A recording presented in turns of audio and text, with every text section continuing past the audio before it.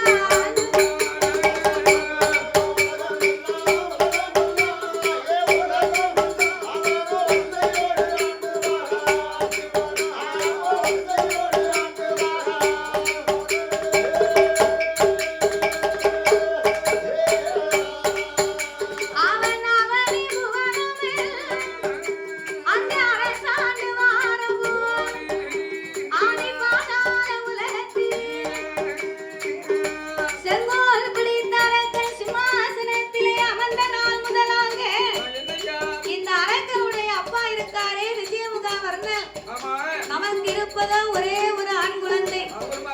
நாமளுக்கும் வயதாகிவிட்டது, நம்ம பிள்ளைக்கும் நல்ல வயசு பிராயமாகிவிட்டது. அதனால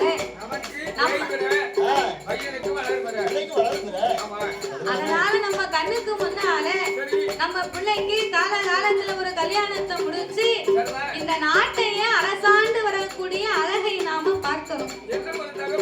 பையனுக்கு ஒரு கல்யாணம் முடிக்கணும், வேற பேத்தி எடுக்கணும், அப்படின்னு ஒரு நினைப்பு இருக்கத்தானே செய்யும். ஆனா பெண்களுக்கு இந்த நினைப்பு இருக்கும், ஆண்களுக்கு இந்த நினைப்பே வராதான்.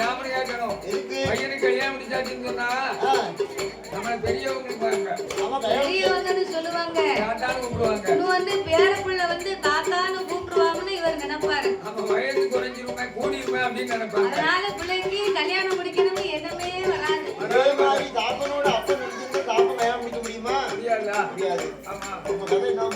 அந்த மாதிரி இந்த வல்லரக்க ராட்சுதனுக்கு நாட்டையே ஒப்படைக்க வேணும் என்று 16 வயதிலே அரக்கனுக்கோ திருமணங்களை முடித்தார்கள்.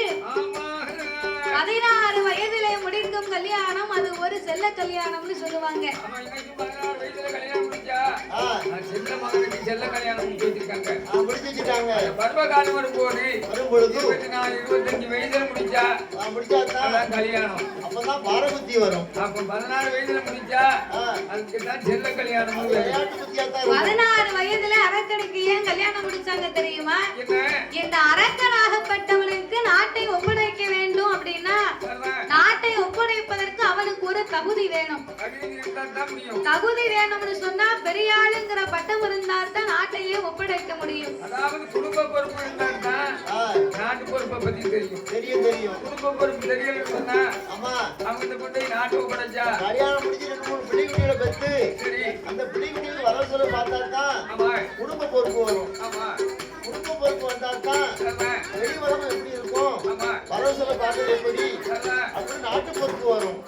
அதனால முதல்ல கல்யாணத்தை முடிக்கணும்னு அதனால அரக்கனுடைய அம்மான் மகளாகிய பவள நாட்டிலே இருந்து பவள கன்னியை கொண்டு வந்து அரக்கனுக்கோ கல்யாணத்தை முடிக்க காலையில அரக்கனுக்கு கல்யாணம், மாலையிலே பட்டம் சூட்டும் விழா நடக்கும். பட்டம் சூட்டும் விழாவிலே அரக்கனாகப்பட்டவள் செங்கோல் பிடித்தவள் சிம்மாசனத்திலே அமர்ந்திருக்க அந்த அரக்கன் சிம்மாசனத்திலே அமருவதற்காக ஏறி போகணும்னு சொல்லி 9 படிகள் அமைத்திருந்தார்கள். 9 படிகள் யாரு?